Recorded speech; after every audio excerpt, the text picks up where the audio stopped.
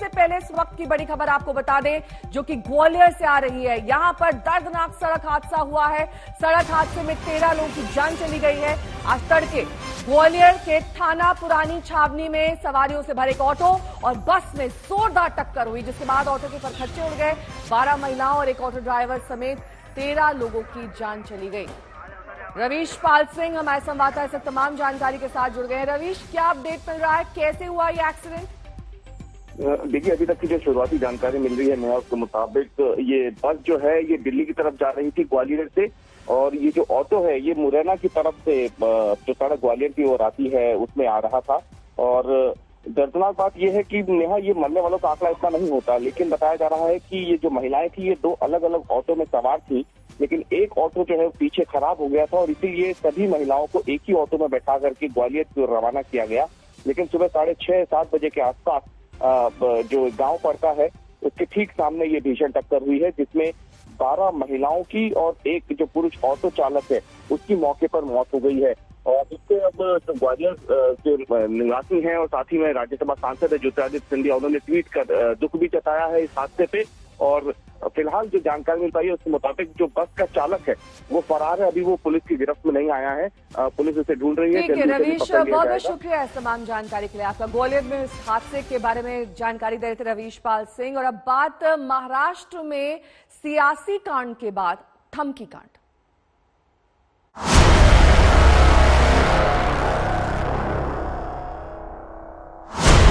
उन्होंने बोला अब तुम्हारी बारी है, तुम्हें जेल के पीछे भेजना है। तो थोड़े देर के लिए तो मैं ब्लैंक हो गई। मैं शिवसेना को इतना ध्यान में रखूं, महिला को धमकाने वाला काम करते मैंने कभी धमकाया है। तो ठाकरे की सरकार आई, ठाकरे सरकार चेयर पे बैठे, उसी वक्त परम सिंह जी को फोन करके उन्होंने पहला काम कराया कि सचिन वाजे को ज्वाइन करवाइए। डायरेक्टली हाउस के अंदर मुझे आप थ्रेटनिंग कर रहे हैं, आप मुझे डरा रहे हैं। उसकी बॉडी लैंग्वेज देख लेना, एकदम तिरस्करणीय और घृणास्पद बात को करती रहती है।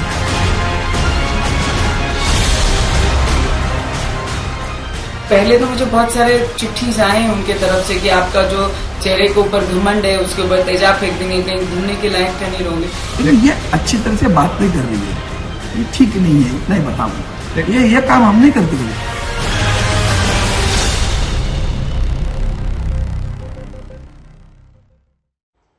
महाराष्ट्र के सियासी संग्राम की गूंज दिल्ली की पॉलिटिकल गलियारों तक भरपूर तरीके से सुनाई पड़ रही है। संसद में मामला उठा, लेकिन सियासत की सूरत में धमकी और चेतावनी जैसे शब्द दिखाई देने लगे। निर्दलीय सांसद नवनीत राणा ने शिवसेना सांसद से धमकी का आरोप लगाकर हड़कंप मचा दिया। अरविंद सावंत ने आरोपों को हवा में उड़ा दिया, लेकिन आज भी हंगामे के आसार हैं। उधर शरद पवार अनिल देशमुख के बचाव में लगे हुए हैं, तमाम दस्तावेजों के साथ खड़े हैं। लेकिन बीजेपी का पूछना है कि 15 तारीख को मंत्री जी कहां थे।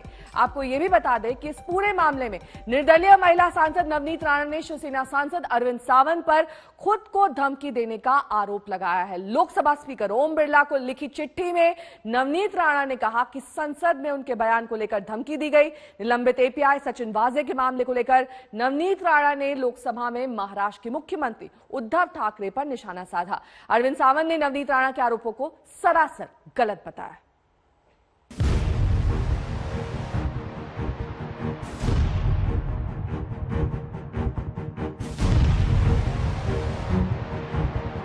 जिस दिन उद्धव ठाकरे की सरकार आई, ठाकरे सरकार चेयर पे बैठे, उसी वक्त परम सिंह जी को फोन करके उन्होंने पहला काम कराया कि सचिन वाजे को ज्वाइन करवाइए। मुझे बताइए, आप सचिन वाजे के कारण परमवीर सिंह को सस्पेंड कराते हैं, उनकी बदली करवाते हैं। मुझे आपसे एक विनंती करना है कि गृह मंत्री का नाम आ रहा है। अध्यक्ष महोदय, बहुत इंपॉर्टेंट सब्जेक्ट है। अगर इस तरीके से देश में खंडनी वसूली का चक्कर शुरू हुआ तो पूरे देश में ये चीजों को फॉलो किया जाएगा। महाराष्ट्र के मुख्यमंत्री उद्धव ठाकरे पर अमरावती की निर्दलीय सांसद नवनीत राणा के इस हमले की चर्चा दूर तलक हो ही रही थी कि नवनीत राणा ने शिवसेना के खिलाफ एक और घमासान छेड़ दिया।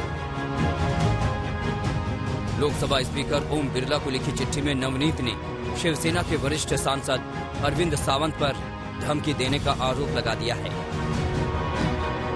पूर्व मुंबई पुलिस कमिश्नर परमवीर सिंह के लेटर बम से शिवसेना संभली भी नहीं है कि पार्टी सांसद अरविंद सावंत के खिलाफ बड़ा आरोप लग गया। नवनीत राणा का आरोप है कि संसद में उनके बयान के बाद लोकसभा की लॉबी में अरविंद सावंत ने धमकी देते हुए कहा कि तू महाराष्ट्र में कैसे घूमती है मैं देखता हूँ, तेरे को भी जेल में डालेंगे। जैसे ही मैंने मेरा स्पीच खत्म किया, शिवसेना के कई लीडर वहां से वॉकआउट कर रहे थे और एक व्यक्ति आके अरविंद सावंत जी मेरे पास आए, 2 सेकंड के लिए रुके और रुक के मुझे बताया। मुझे लगा कि हम जब चर्चा करते हैं तो अपने विषयों पे चर्चा करते हैं, हम विरोध दिखाते हैं, पर जब विरोध खत्म हो जाता है तब हम सब कुलीग्स आपस में अच्छे से सुलझे हुए लोगों के साथ जैसे हम बात करते हैं। उन्होंने आधे बराबर मुझे बोला कि अब इसके बाद तुम्हारी बारी है, अब तुमको जेल के पीछे डालेंगे। नवनीत राणा ने लोकसभा स्पीकर ओम बिरला से मांग की है कि अरविंद सावंत के खिलाफ पुलिस कार्रवाई की जाए। नवनीत राणा के आरोपों के बाद अरविंद सावंत भी सामने आए। सावंत ने आरोपों को नकारा, लेकिन ये जरूर कहा कि उद्धव ठाकरे को लेकर नवनीत की भाषा और लहजा सही नहीं होता। ये काम धमकाना और महिला को, मैं शिवसेना को इतना ध्यान में रखूं, महिला को धमकाने वाला काम करते मैंने कभी धमकाया है, उसके इर्द गिर्द अगर कोई लोग होंगे तो बता देना कि अगर मैंने धमकाया होगा तो। रही बात उनकी जो बात करने का तरीका है वो थोड़ा सा अच्छा नहीं लगता, क्योंकि जब भी आप जितनी भी आप वीडियो क्लिपिंग उनके निकालें तो आपको दिखेगा वो आदरणीय मुख्यमंत्री उद्धव जी ठाकरे साहब का नाम लेगी और उसकी बॉडी लैंग्वेज देख लेना, एकदम तिरस्करणीय और घृणास्पद बात वो करती रहती है। फिर भी हमने कभी नहीं बोला उनको। अरविंद सावंत खुद को पाक साफ बता रहे हैं, जबकि नवनीत राणा की चिट्ठी में आरोप ये भी है कि उन्हें फोन पर और शिवसेना के लेटर हेड पर चेहरे पर तेजाब डालने और जान से मारने की धमकियां पहले भी मिली हैं। एंटिलिया केस के बाद से बनी परिस्थितियों में महाराष्ट्र की अघाड़ी सरकार को घेर रही बीजेपी के पास अब नवनीत राणा का मुद्दा भी आ गया है। लोकसभा में बयान पर सांसद को किसी दूसरे सांसद से कथित धमकी का ये शायद पहला मामला होगा। नवनीत राणा ने खुद को मिली कथित धमकी को देश की महिलाओं का अपमान भी कहा है, लिहाजा मामला आगे और भी तूल पकड़ सकता है। दिल्ली से हिमांशु मिश्रा के साथ आज तक ब्यूरो। चलिए अब आपको ग्राफिक्स के जरिए दिखा देते हैं कि सांसद नवनीत राणा ने अरविंद सावंत पर क्या आरोप लगाए हैं। बाकायदा स्पीकर को चिट्ठी लिखी गई है और स्पीकर को इस लिखी गई इस चिट्ठी में क्या कुछ कहा गया है ये देखिए। लोकसभा की लॉबी में धमकाया गया, लेकिन अरविंद सावंत ये कह रहे हैं कि धमकी का आरोप सरासर गलत है। ये झूठा आरोप नवनीत राणा लगा रही हैं। नवनीत राणा ने यहां तक कहा कि जेल में डालने की धमकी अरविंद सावंत ने दी। इस धमकी के आरोप को बेबुनियाद बताया अरविंद सावंत ने, लेकिन इस पूरी चिट्ठी ने अब महाराष्ट्र की सियासत की लॉबी में हड़कंप मचा दिया है। उन्होंने कहा नवनीत राणा ने कि वाजे मामले में किस तरीके से उन्हें रीइंस्टेट किया गया, दोबारा नौकरी पर लगाया गया, ये तमाम बातें, तमाम डिटेल्स इस चिट्ठी में शामिल की गई हैं। लेकिन सांसद का लहजा सही नहीं था, ये अरविंद सावंत ने आरोप लगाया है कि इस तरीके से महिलाओं को अभद्र भाषा का इस्तेमाल नहीं करना चाहिए। महाराष्ट्र में महिला सुरक्षा पर सवाल खड़े किए नवनीत राणा ने, तो अरविंद सावंत ने कहा कि महिलाओं का नहीं, ये धमकाती, महिलाओं को शिवसेना नहीं धमकाती है। उनकी जो बात करने का तरीका है वो थोड़ा सा अच्छा नहीं लगता, क्योंकि जब भी आप जितनी भी आप वीडियो क्लिपिंग उनके निकालें तो आपको दिखेगा वो आदरणीय मुख्यमंत्री उद्धव जी ठाकरे साहब का नाम लेगी और उसकी बॉडी लैंग्वेज देख लेना, एकदम तिरस्करणीय और घृणास्पद बात वो करती रहती है। फिर भी हमने कभी नहीं बोला उनको। वो जो आज तक वो तो पहले से करती आई है, ये अच्छी तरह से बात नहीं कर रही है, ये ठीक नहीं है, इतना ही बताऊं। इस पे मैंने सदन में बात की और रियल चीजों पे बात की। जो मुझे संविधान ने अधिकार दिया, जो मेरे लोगों ने मुझे चुन के यहाँ भेजा है, उनके अधिकार के अनुसार मैंने वहां पे बात रखी। तो इतनी बात रखते बराबर पूरे शिवसेना के अरविंद सावंत जी को ज्यादा मिर्ची लग गई कि नवनीत राणा की बॉडी लैंग्वेज अच्छी नहीं थी। इसके कारण मुझे लगता है बॉडी लैंग्वेज कोई मुझे पुरुष बताएगा कि हाउ आई शुड स्पीक, मुझे किस तरीके से बात करना है, ये कोई मुझे मेरे मेंबर ऑफ पार्लियामेंट कलीग बताएंगे। इट इज माई वे, मुझे किस तरीके से सेशन में अपने विचार रखना है, वो मेरा सब्जेक्ट है। सरासर झूठ। हमने जिंदगी में, एक तो महिला है पहली बात, और ये नवनीत राणा जी है, वो आते जाते समय मुझे भैया दादा करके पुकारते, मैं भी उसके साथ बात करता हूँ, ऐसा कुछ नहीं है, ना घृणा है।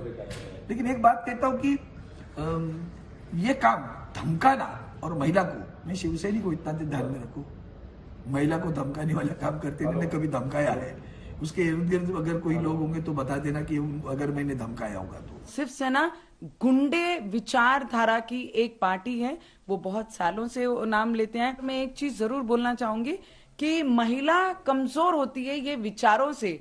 जो भी काम करता है कि महिलाओं को डरा दिया जाए तो वो आगे आकर अपने काम नहीं करेगी, बात नहीं रखेगी, विचार नहीं रखेगी। तो मैं एक बात जरूर स्पष्ट करना चाहूंगी, मैं पहले भी बोलती थी लोगों के हित में बोलने के लिए, लोगों के विचार यहाँ पे रखने के लिए मैं पहले भी बोलती थी, आज भी बोल रही हूं और कल भी बोलूंगी। किसी की धमकियों से अगर हिम्मत है, अगर मेरा कुछ है तो मुझे आज ही जेल के पीछे डाल दीजिए। बहुत सारे चिट्ठीज आए हैं उनके तरफ से कि आपका जो चेहरे के ऊपर घमंड है उसके ऊपर तेजाब फेंक देंगे, कहीं घूमने के लायक क्या नहीं रहोगे।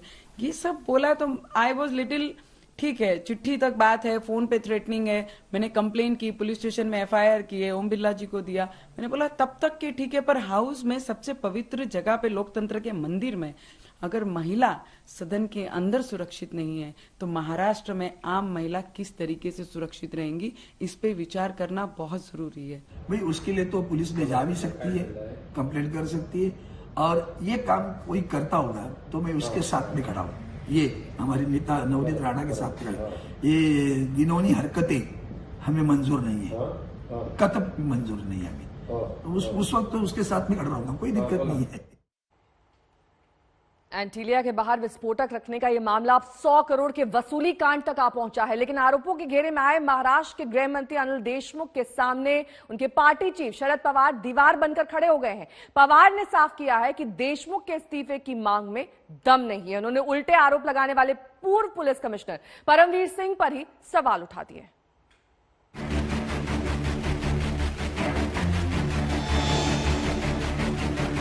गृह मंत्री अनिल देशमुख 15 फरवरी को कहां थे? महाराष्ट्र की सियासत में यही सबसे बड़ा सवाल बन गया है। दावों के मुताबिक देशमुख एक ही तारीख और एक ही वक्त पर 2 अलग अलग जगहों पर थे, लेकिन ये मुमकिन नहीं, लिहाजा कोई एक दावा तो गलत है। परमवीर सिंह ने दावा किया था कि मिड फरवरी में सचिन वाजे को अनिल देशमुख ने मुंबई के बंगले में बुलाया था और इसी मीटिंग में 100 करोड़ रुपए महीने वसूलने का टारगेट दिया गया था, और ये बात वाजे ने खुद परमवीर को बताई थी। लेकिन शरद पवार ने दावा किया कि अनिल देशमुख 5 फरवरी से 15 फरवरी तक कोरोना की वजह से नागपुर के अस्पताल में भर्ती थे। फिर 27 फरवरी तक वो होम क्वारंटीन थे। जब वो नागपुर में थे तो मुंबई मीटिंग में कैसे हो सकते थे? शरद पवार ने नागपुर के उस एलेक्सिस हॉस्पिटल का सर्टिफिकेट दिखाया, डिस्चार्ज समरी दिखाई, जिसमें अनिल देशमुख के कोरोना संक्रमित होने की बात है और 15 फरवरी को अस्पताल से छुट्टी मिलने की बात है।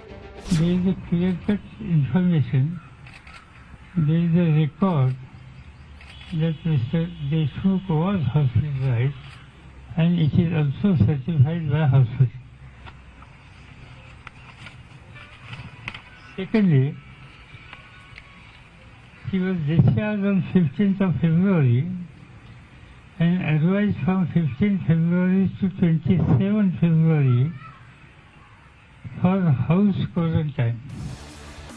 ये बात सच है कि अनिल देशमुख को कोरोना हुआ था। वो नागपुर के अस्पताल में भी भर्ती थे, लेकिन 15 फरवरी के बाद वो किसी से नहीं मिले। इस दावे पर सवाल है, क्योंकि 15 फरवरी का उनका एक वीडियो आया है। वो आराम से बैठकर प्रेस कॉन्फ्रेंस कर रहे थे, अलग अलग मुद्दों पर मीडिया के सवालों के जवाब दे रहे थे। त्या सेलिब्रिटीच्या ट्विटच्या बाबतीत माझ्या वक्तव्याचा विपर्यास केला गेला। देशमुख की यही प्रेस कॉन्फ्रेंस बीजेपी का सबसे बड़ा हथियार है और पवार के दावों पर सबसे बड़ा वार भी। बीजेपी ने फरवरी वाली प्रेस कॉन्फ्रेंस के साथ साथ फरवरी की ही कुछ खबरें और अनिल देशमुख के ट्वीट दिखाए, जिसमें अलग अलग लोगों से उनके मिलने की बात है। सवाल ये था कि अगर अनिल देशमुख फरवरी में अस्पताल में थे और उसके बाद होम क्वारंटीन थे तो कैसे लोगों से मिल रहे थे, कैसे प्रेस कॉन्फ्रेंस कर रहे थे? पवार के पास कोई जवाब नहीं था, तो सफाई देने खुद अनिल देशमुख सामने आए। कोविड झाल्यामुळे मी नागपूरच्या एलेक्सिस हॉस्पिटलला 5 फेब्रुवारी ते 15 फेब्रुवारीच्या दरम्यान त्या हॉस्पिटलमध्ये ऍडमिट होतो। 15 फरवरीला माझा त्या हॉस्पिटलमधून डिस्चार्ज झाला। डिस्चार्ज होत असताना मी हॉस्पिटलच्या बाहेर पडत असताना हॉस्पिटलच्या गेटवर अनेक पत्रकार त्या ठिकाणी उभे होते। त्यांना काही मला प्रश्न विचारायचे होते आणि काही पत्रकारांचे उत्तर देऊन लगेच गाडी दिवसपासून होम क्वारंटाईन झालो ते 15 फेब्रुवारी ते 27 फेब्रुवारीपर्यंत मी होम क्वारंटाईन होतो आणि 28 फेब्रुवारीला मी घराच्या बाहेर पहिल्यांदा। पूर्व सीएम देवेश फडणवीस देशमुख पर नया दावा लेकर आए। उनके मुताबिक पवार को इस मामले पर ठीक से जानकारी नहीं दी गई, क्योंकि परमवीर सिंह ने अपनी चिट्ठी में एसीपी संजय पाटिल से जिस चैट का जिक्र किया था, उस चैट में ही बताया गया था कि सचिन वाजे के साथ अनिल देशमुख की मीटिंग की तारीख फरवरी के आखिर में हुई थी। यानी इस बात का कोई मतलब नहीं है कि अनिल देशमुख 5 फरवरी से 15 फरवरी तक अस्पताल में थे या फिर 16 फरवरी से 27 फरवरी तक होम क्वारंटीन थे। इस बीच परमवीर सिंह अपने दावों की जांच की मांग लेकर सुप्रीम कोर्ट भी पहुंच गए हैं। उन्हें डर है कि वक्त बीतने के साथ सबूत नष्ट किए जा सकते हैं।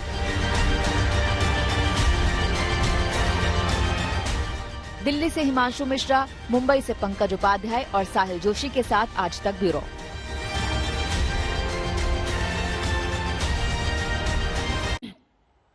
तो आपने देखा किस तरीके से एनसीपी चीफ शरद पवार पूरी तरीके से देशमुख के बचाव में उतर आए हैं। कल पवार एक बार फिर मीडिया से मुखातिब हुए और सिलसिलेवार तरीके से परमवीर सिंह के आरोपों को खारिज कर दिया।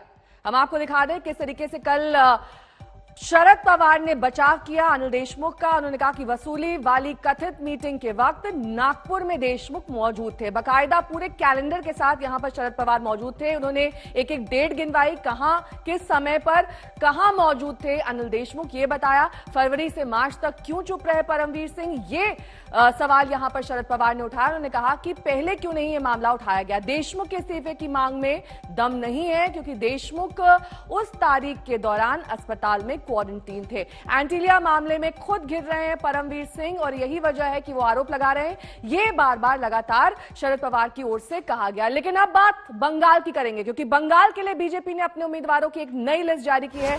कुल 13 उम्मीदवारों के नाम है। इस बीच ये बड़ी खबर हम आपको बता दें कि बंगाल के लिए उम्मीदवारों की नई लिस्ट आ गई है। तमाम मंथन के बाद ये लिस्ट जारी की गई है।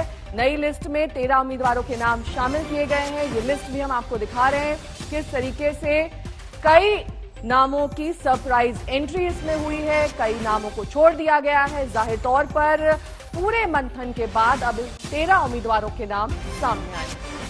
बंगाली बनाम बाहरी के मुद्दे पर एक बार बंगाल की सियासत गर्म है। संकल्प पत्र जारी होने के बाद टीएमसी ने बीजेपी पर हमला बोला है और सवाल यह किया है कि आखिर बीजेपी ने दूसरे राज्य के नेता से बंगाल का संकल्प पत्र क्यों जारी कराया। क्या उसे इसके लिए कोई बंगाली चेहरा नहीं मिला था? भारत माता की, भारत माता की, बीजेपी जिंदाबाद।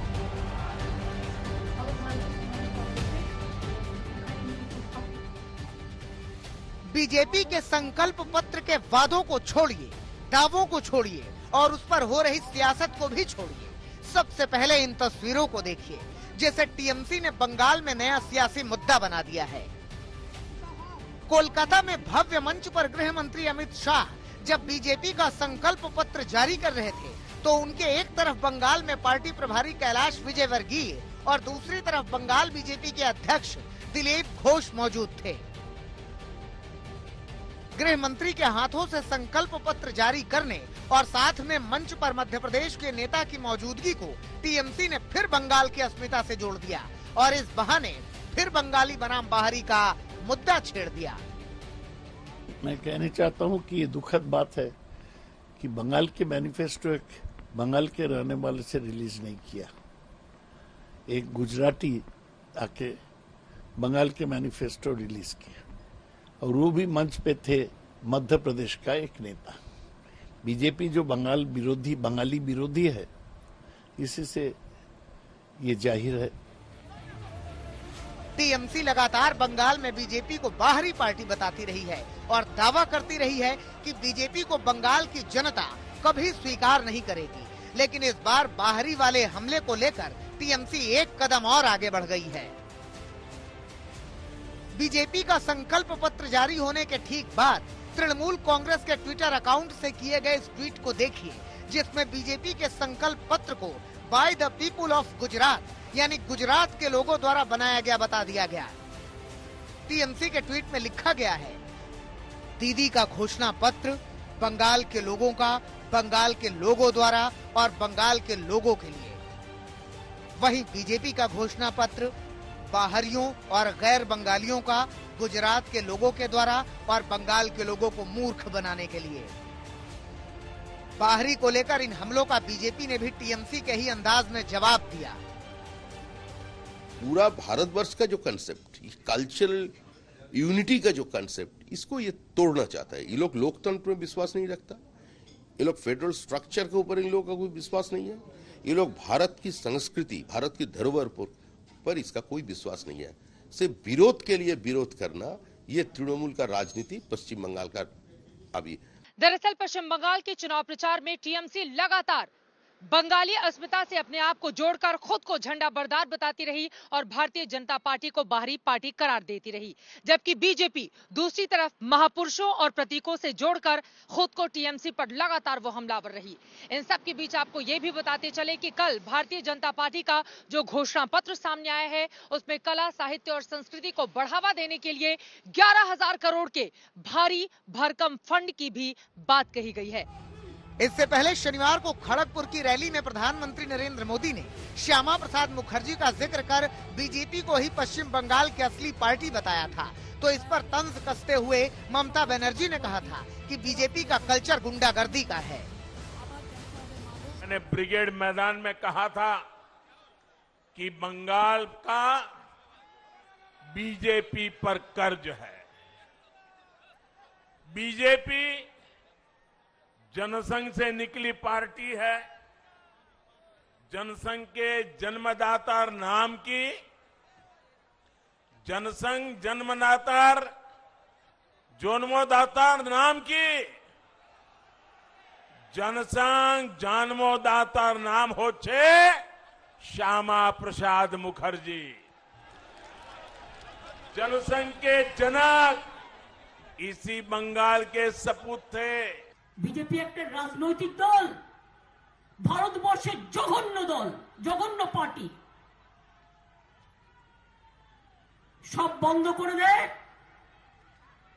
দাঙ্গা করে লোক মারে, খুন করে লোক মারে, শিডিউল কাস্ট শিডিউল ট্রাইব দলিত মেয়েদের পুড়িয়ে দেয় জীবন্ত, ওদের ওয়ার্কাররা জ্বালিয়ে দেয়, ধর্ষণ করে, হত্যা করে, এমনকি বিজেপির পার্টিতেও বিজেপির মেয়েরা সুরক্ষিত নয়। খবর নিয়ে দেখুন কে কি অবস্থায় আছে। बंगाल में पहले चरण की वोटिंग में महज 4 दिन रह गए हैं और वोटिंग से पहले फिर बाहरी का मुद्दा उठाकर टीएमसी बीजेपी को बैकफुट पर भेजने की कोशिश कर रही है और बीजेपी अपने अंदाज में पलटवार कर रही है। जैसे जैसे चुनाव की तारीख नजदीक आ रही है, जंग जबरदस्त होती जा रही है। कोलकाता से इंद्रजीत कुंडू के साथ आज तक ब्यूरो। सरकार बनते ही सीए लागू करने का ऐलान कर बीजेपी ने बंगाल में सियासी हलचल बढ़ा दी। बीजेपी का ये ऐलान हिंदू वोटर्स को लुभाने की कवायद के तौर पर देखा जा रहा है। अगर बीजेपी की ये कोशिश कामयाब होती है तो शुरू से ही नागरिकता कानून का विरोध करने वाली ममता दीदी की टेंशन बढ़ सकती है।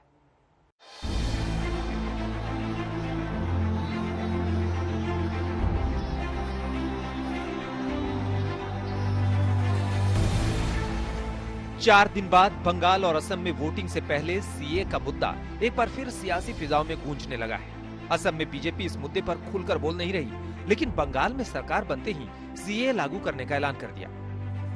70 साल से जो शरणार्थी यहां पर आकर बसे हैं, जिनको इनके मन में दर्द है कि हम वहां से शरणार्थी बनकर आए, आज हमारी नागरिकता नहीं। 70 साल से वो अवैध तरीके से रहे हैं। सिटीजनशिप अमेंडमेंट एक्ट को पहली ही कैबिनेट में लागू कर वो सभी को नागरिकता देने का काम ये भारतीय जनता पार्टी की करती है। पश्चिम बंगाल में ये बीजेपी का बड़ा दाव है या वोटिंग से पहले कोई रणनीति, लेकिन संकल्प पत्र में सीए लागू करने के ऐलान के साथ ही नागरिकता कानून को लेकर बंगाल में हलचल शुरू हो गई।